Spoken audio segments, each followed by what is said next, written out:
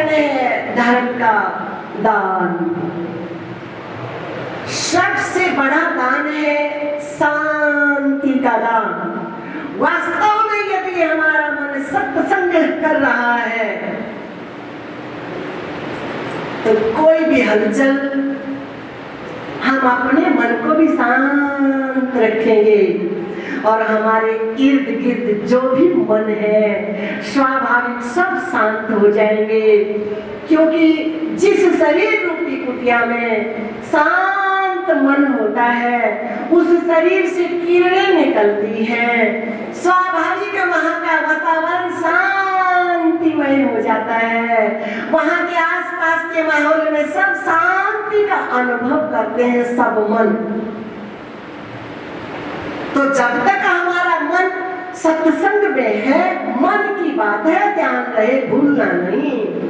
क्योंकि बीमारी मन में है, शरीर में नहीं है। शरीर की बीमारी तो जब शरीर छूटेगा, जलेगा, साथ चल जाएगा। मिट्टी में दबाएंगे तो साथ में बीमारी भी गल जाएगी। जल में प्रवाहित करेंगे तो साथ में बीमारी शरीर की बह जाएगी। लेकिन बीमारी मूल दुख का कारण कौन सी है? जो मन में बीमारी है। तो मन यदि सत्संग सुनता होगा तो ये चारों बातें अपने आप मन में घटेगी, क्योंकि हम धर्म के सानिध्य में हैं।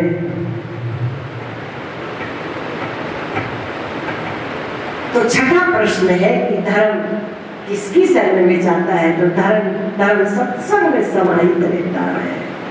जिनका मन सत्य में जुड़ा रहता है, सत्य में निष्ठ होता है, अथवा यूं समझो जो मन आत्मा राम हो गया, धर्म कहाँ रहता है?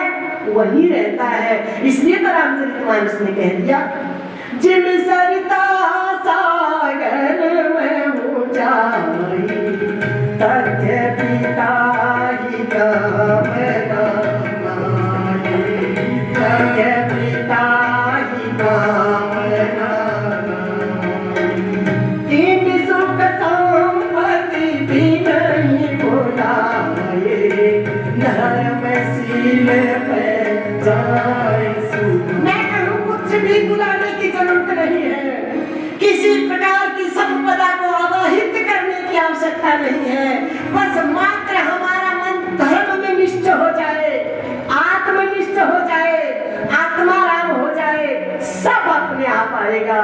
जिमी सरिता सागर में हो जाए तथ्य पिता ही कामना नाई, तथ्य पिता ही कामना नाई, तीन सुख संपत्ति भी नहीं भुलाए, धर्मशील पे जाए सुनाए, धर्मशील पे जाए सुनाए। कितनी सरल सी बात कहती शास्त्र में गुरुजनों ने। देखो ना, कुछ भी नहीं चुकाना, बस हम अपने मन को सत्य के संग में रखे, चेतना के संग में रखे, शरीर का संग ज्यादा से ज्यादा करवा के रखते हैं, इसके दुखी हुआ रहता है मन। और जिस पल से, जिस दिन से, जिस घड़ी से हमारा मन शरीर का संग कम से कम करे और आत्मा राम का संग ज्यादा से ज्यादा करेगा, उसी दिन देखना तो सही महाराज, देखना तो सही महाराज,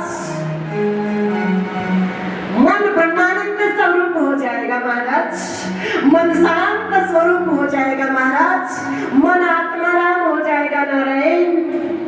न चाहते हुए भी सब, क्योंकि सब तो परमात्मा ही है ना, सब रूपों में परमात्मा ही तो है, फिर नाना रूपों में वो आपके में भगवान रह ही नहीं सकते थे, क्योंकि भगवान रहते ही वहां है जहां धर्म रहता है। तो भगवान नाना रूपों में रहते हैं। तो धर्म भागवत की चर्चा में, सत्संग में समाहित हो जाता है। ये 6 प्रश्नों का थोड़े से उत्तर। अब विस्तार में तो संपूर्ण भागवत इन 6 प्रश्नों का उत्तर ही समझो महाराज। सूत जी महाराज ने जैसे ही ये प्रश्न सुने, और कहा, हे महापुरुषों, धन्यवाद की पात्र है आप महापुरुषों की बुद्धि जो इतने सुंदर श्रेष्ठ लोक कल्याणकारी प्रश्न उठे। लेकिन हे महापुरुषों, आप महापुरुषों के प्रश्न का उत्तर देने से पहले मैं अपने गुरुदेव का ध्यान कर लेता। ये तो एक बहाना है, ये तो एक उपदेश है, ये तो एक शिक्षा है। और सही मायने में सूत जी महाराज का मन जैसे जैसे प्रश्न सुनते गए तो उन महापुरुष का मन उत्तर में सिमटता चला गया। और इन प्रश्नों का उत्तर ही तो गुरु है, इन प्रश्नों का उत्तर ही तो सुखदेव जी महाराज है, इन प्रश्नों का उत्तर ही तो व्यास जी महाराज है, इन प्रश्नों का उत्तर ही तो संपूर्ण गुरु परंपरा है। नारायणं परम भव वशिष्ठं शक्तिं च तत्पुत्र पराशरं च व्यासं सुतं गौडपदं महान्तं गोविंद योगीन्द्र महर्षि शिष्यं तं गौडकं वार्तिक कारमण्यान् अस्मद्गुरु सन्ततमानतोऽस्मि सदाशिव समारम्भः शंकराचार्य मध्यमः अस्मदाचार्य पर्यन्तं वन्दे गुरुं परम्परा। सद्गुरुदेव भगवान की। इन प्रश्नों का उत्तर ही तो हमारा अपना परिचय है नारायण, इन प्रश्नों का उत्तर ही तो हमारे गुरुदेव है महाराज। इसलिए उन महापुरुष का मन उत्तर में सिमट गया, गुरु में सिमट गया। और जब मन लय हो जाता है, वाणी भी लय हो जाती है, फिर कुछ कहने सुनने के लिए कुछ बचता ही नहीं है। गुरु जी ने कहा कि तन मन वाणी